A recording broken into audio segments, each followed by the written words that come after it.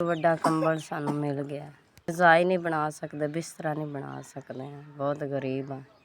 ਤੁਸੀਂ ਸਾਨੂੰ ਵੱਡਾ ਕੰਬਲ ਦਿੱਤਾ, ਅਸੀਂ ਚਾਰੇ ਪੂਰੇ ਆ ਸਕਦੇ।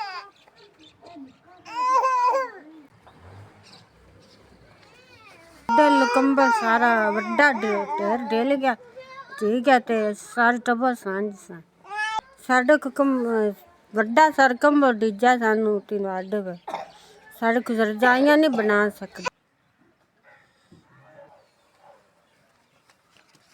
ਅਸੀਂ ਵੱਡਾ ਕੰਬਲ ਲਿਆ, ਅਸੀਂ ਸਾਰਾ ਤੋਂ ਵੱਡਾ ਕੰਬਲ ਦਿੱਤਾ, ਅਸੀਂ ਪੂਰੇ ਸਾਰੇ ਆਜ ਸਾਂ।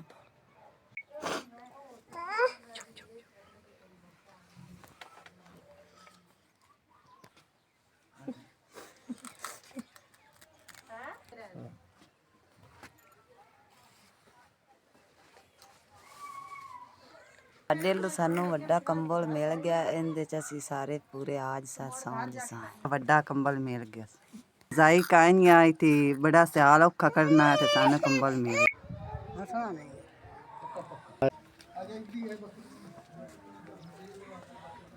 ਤੁਹਾਡਾ ਸਾਨੂੰ ਕੰਬਲ ਵੱਡਾ ਮਿਲ ਗਿਆ, ਸਾਰਾ ਟੱਬਰ ਪੂਰੇ ਆਜ ਸਾਂ।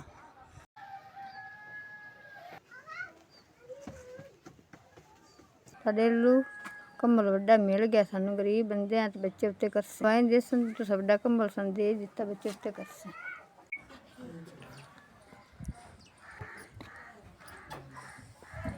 ਦੀ ਤਰਫੋਂ ਮੈਨੂੰ ਕੰਬਲ ਮਿਲ ਗਿਆ ਵੱਡਾ। ਗਰੀਬ ਬੰਦੇ ਆ ਤੇ ਸਿਆਲ ਆ ਗਿਆ ਸੀ ਤੇ ਬੜੇ ਪਰੇਸ਼ਾਨ ਆ, ਛੋਟੇ ਛੋਟੇ ਬੱਚੇ।